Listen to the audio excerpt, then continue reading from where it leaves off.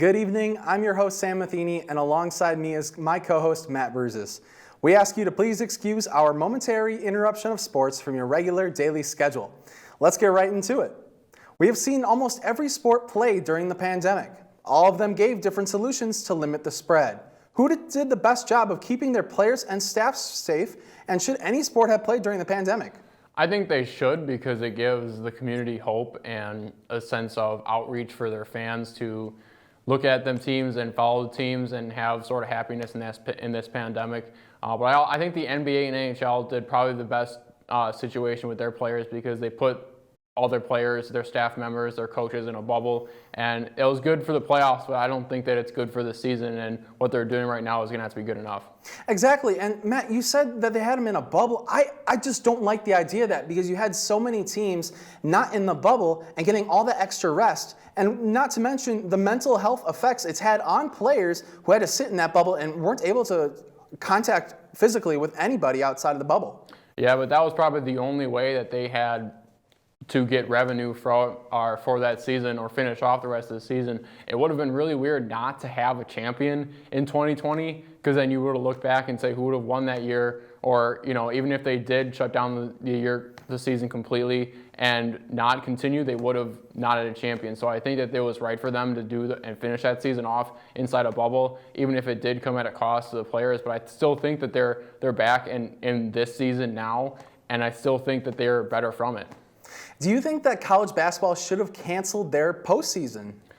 I don't think they should have. I think that they should have looked at what was at the time during the pandemic. I think it was where it was too early to call whether they should have or shouldn't, because I think everyone was looking forward to having a college basketball tournament.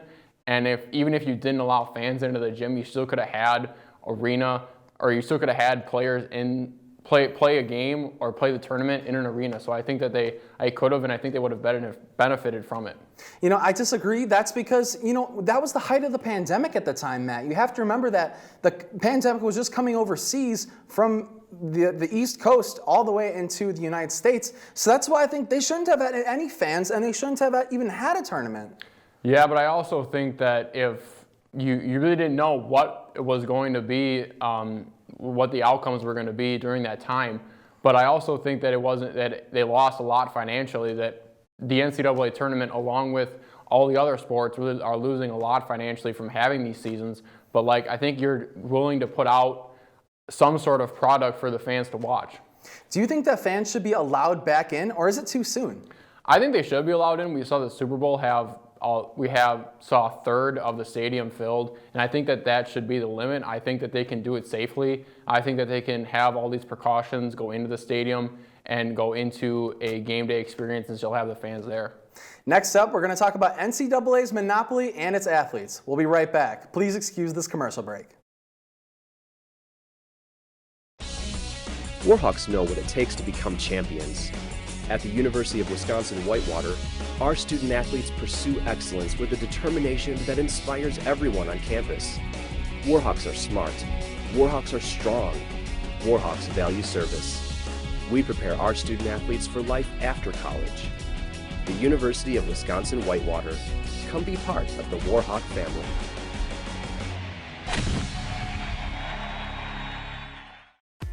UWW-TV has been an important part of the campus and community since 1980. Not only providing on-air learning opportunities for broadcast journalists and electronic media production students, but educating and entertaining our audiences with award-winning news, live sports coverage, original programming, as well as dedicating the mission to developing creative collaborations throughout campus. For more information, visit our website, our 24/7 stream, and like us on Facebook.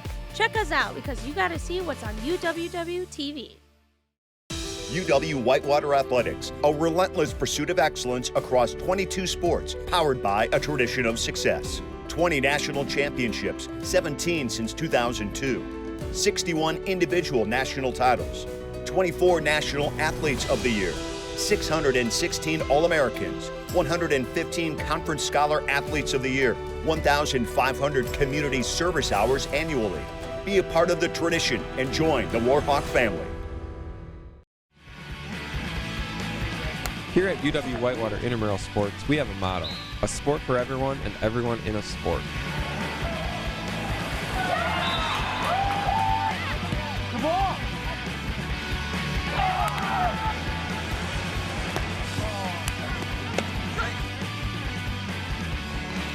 grabbed it anyways. Oh, she got that. Oh, they're going to count it. Had a blast. Always have fun at intramurals. Every day we strive to go above and beyond that goal by providing healthy exercise, promoting leisure education, and giving students that competitive atmosphere they are looking for. Yes. Yes!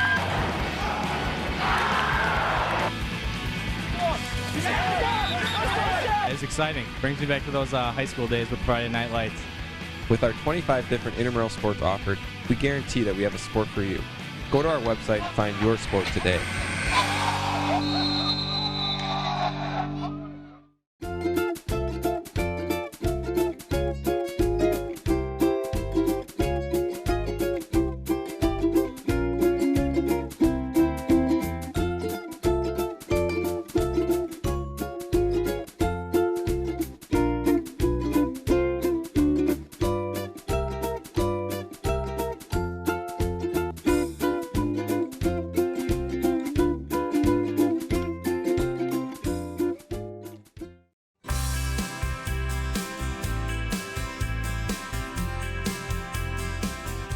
While paper facial coverings can only be used once, other facial coverings should be washed after every use to reduce the risk of spreading germs.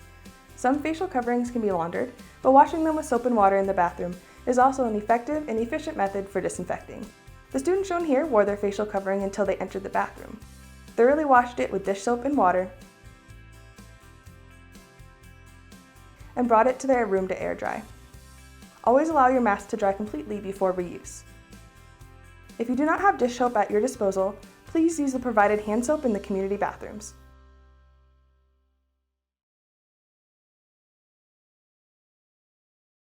Welcome back to Please Excuse our momentary interruption of sports from your regular daily schedule. The NCAA makes over $1 billion in revenue every year. With a monopoly hold on college sports, should it be time for the NCAA to allow college athletes to get paid, especially with the announcement that Electronic Arts is bringing back the college football video game?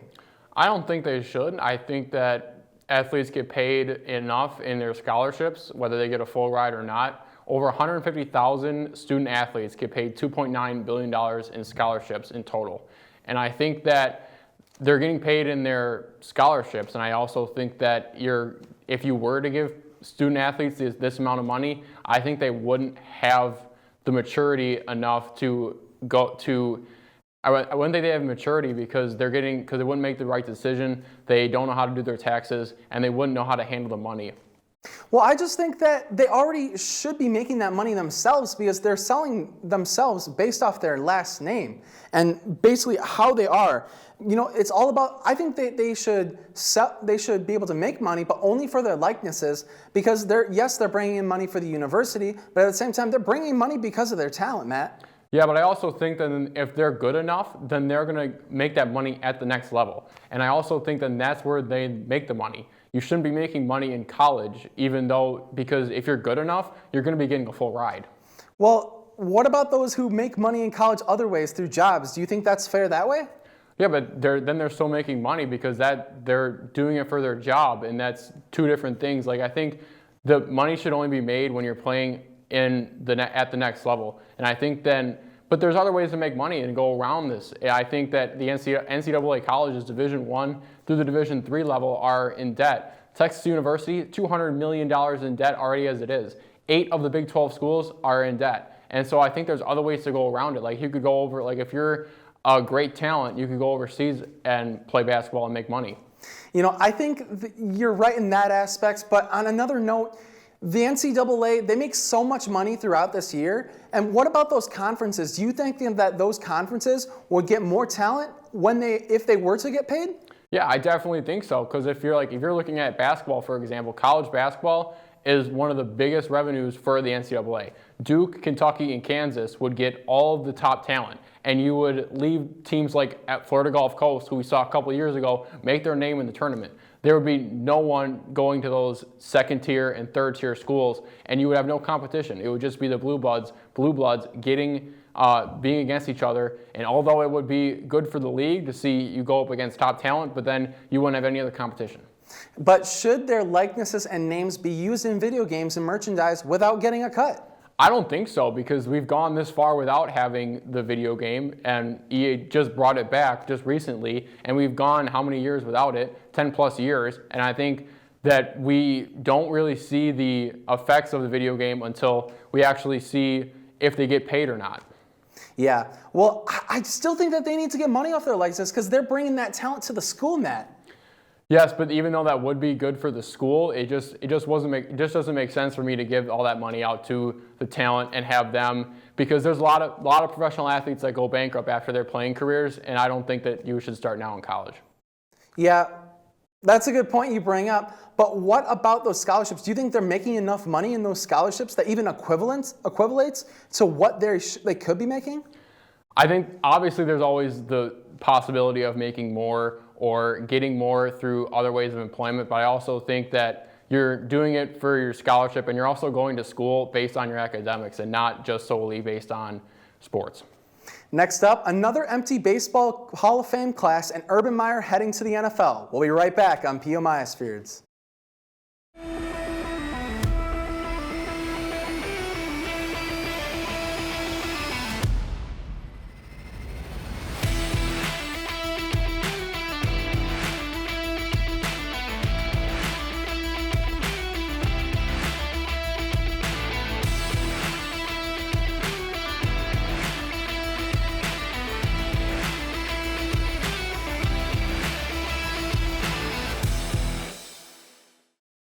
Turn us on.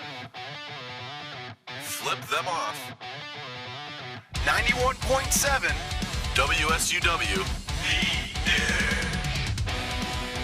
91.7 is a student-run radio station serving the Whitewater area with a variety of original programs, live sports broadcasting, community events, and more. So turn us on. 91.7 FM. Or stream us live at 917theedge.com. UW Whitewater Athletics, a relentless pursuit of excellence across 22 sports, powered by a tradition of success. 20 national championships, 17 since 2002. 61 individual national titles. 24 National Athletes of the Year. 616 All-Americans. 115 Conference Scholar Athletes of the Year. 1,500 community service hours annually. Be a part of the tradition and join the Warhawk family. As an Army ROTC cadet at Whitewater, you have the opportunity to develop into a great leader while learning and applying the Army values to your everyday life. Within ROTC, you have the chance to travel overseas in the CULP program to train with other militaries, attend many elite Army schools such as Airborne and Combat Diver, and you have the opportunity to attend conferences and guest lectures by some of the Army's top-ranking officers. Our Warhawk cadets participate in many extracurricular activities, Division III sports, Greek life, intramural sports, among many other team building and community service events. Being a cadet at Whitewater is more than just being part of the Army. It's also about being active members in our community and coming together to form a family atmosphere. Anyone who wants to be a part of something bigger than themselves while developing themselves professionally should consider UW Whitewater ROTC. To sign up for UW Whitewater ROTC, go to the 4th floor of McCutcheon Hall to room 417.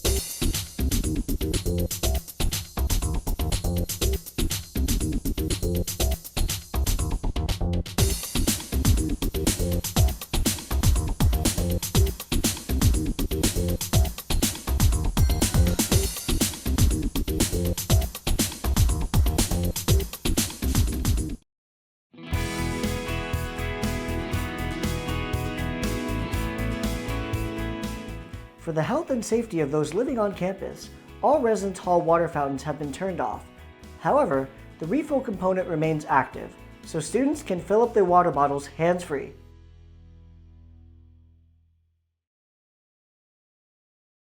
Welcome back to Please Excuse our momentary interruption of sports from your regular daily schedule. With another empty Hall of Fame baseball class, this year making it a total of 9 times we've had that empty class. Should the Baseball Hall of Fame be forced to enter players every year? I don't think so, because then you're making the Hall of Fame not that big of a deal, and then you're going to be if Mickey Mantle and then Barry Bonds are not, I don't think they're on the same level, but if they were. But if Barry Bonds got into the Hall of Fame, then he would basically be on the same level as like Mickey Mantle and everyone else that's in the Hall of Fame before him. And so I think it should be earned, and I think that if you're voted in, then it should be an honor and a privilege to be in the Hall of Fame. But then if you don't get that majority vote of 75%, then I don't think you should be in just because they need to have someone in the Hall of Fame this year. I agree. Making it to the Hall of Fame is 99% of players don't even get in the Hall of Fame, probably way more than that. But Matt, what about the 10-year rule for being on the ballot? Do you think that's fair? I think it's fair because then it sets you only have those 10 years to make it in. And if you don't get in those years, then you shouldn't get in at any other time. And then even though those 10 years apply, then you don't have, then other players are going to come up behind you and then they may state their case. Like next year we got Alex Rodriguez and David Ortiz as 2 of the early candidates for the Hall of Fame next year. And they may get it in their first year, like when Derek Jeter and Mariano Rivera had it in their years. And so I think that I think the 10-year rule is fair.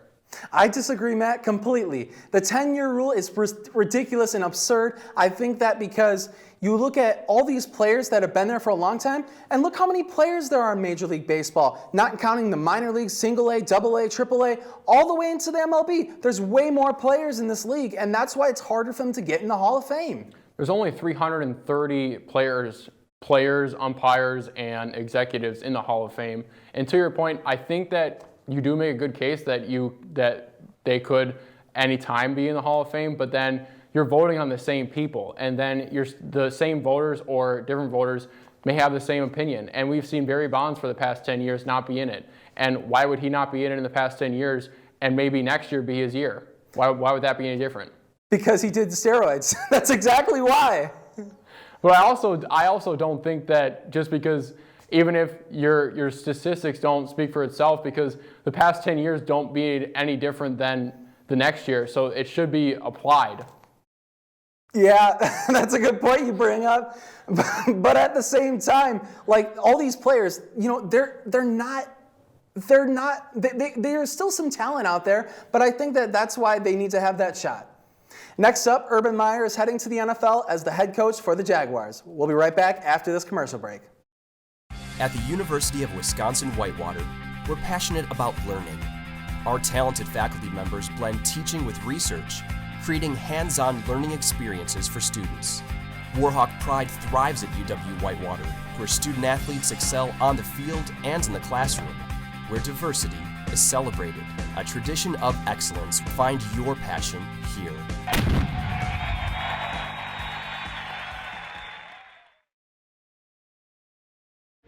Video One Media Services provides accomplished students the opportunity to enhance their college experience by working with real-world clients.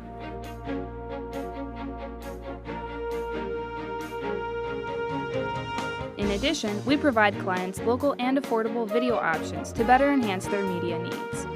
For more information on how Video One Media Services can help you with your next media project, email or call our office at 262-472-5659. UW-Whitewater Athletics, a relentless pursuit of excellence across 22 sports, powered by a tradition of success. 20 national championships, 17 since 2002. 61 individual national titles. 24 National Athletes of the Year. 616 All-Americans. 115 Conference Scholar Athletes of the Year. 1,500 community service hours annually. Be a part of the tradition and join the Warhawk family.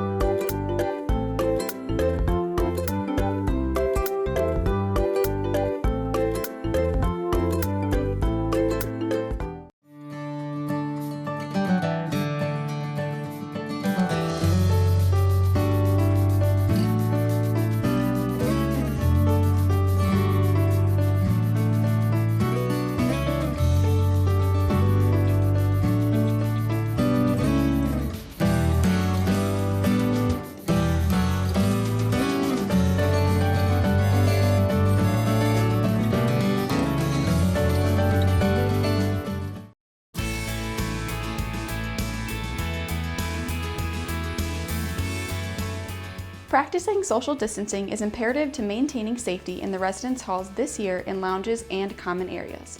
For kitchens and laundry rooms, we have capped occupancy at 2 students in these spaces at any given time. Students will not be allowed to wait for their laundry in the laundry rooms, and if 2 students are already in the space switching laundry, please wait outside for one to leave. We ask that those using these spaces are efficient with their time, so all students have the option to use the common areas as needed. We thank you in advance for your cooperation.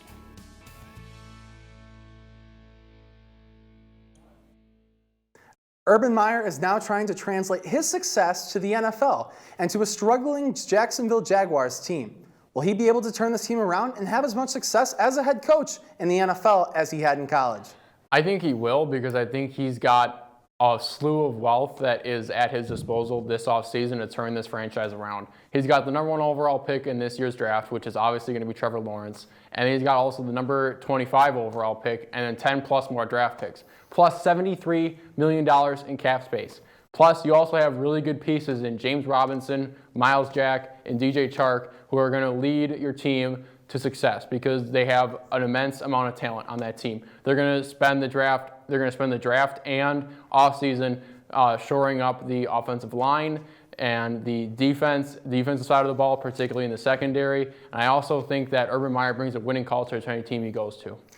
But look at the history of this Jaguars organization. They crapped the bed last year, especially against winning their first game, going back and losing all 15 games. Do you even see what they did in the 2017 AFC Championship, where they went against the Patriots, had Jalen Ramsey, ton of great pieces on that team, and just wet the bed? What do you talk about that for? But that's in the past, and you're looking towards the future now. And you also have a different head coach. You got a new GM and new president into the fold. And I also think that what you're doing now is building for the future. You're getting rid of your previous quarterbacks. You're building the offensive line. You're building around Trevor Lawrence, who is a once-in-a-generation type talent. And I think he can really lead this team to success. Urban Meyer brings a winning culture wherever he goes. He's got a high IQ. He's competitive. He's going to push all of these players to want to be successful. But what about all these coaches in the past who have come from college and not been able to adjust to the game of the NFL, like Nick Saban in Miami and Bobby Petrino in Atlanta? I still think that Urban Meyer is going to have success because of the division he's in. And I also think that that division's not going to be where we thought it was in the past. The Indianapolis Colts and the Tennessee Titans are surely beatable, and the Houston Texans are a disaster. All of their pieces are out the door. But I also think that you're also going to go up against teams who are going to have difficulty. You're going to go up against the Chiefs, the Bills, the Dolphins, who almost made the playoffs last year. But I think it's capable for them to have a winning season next year.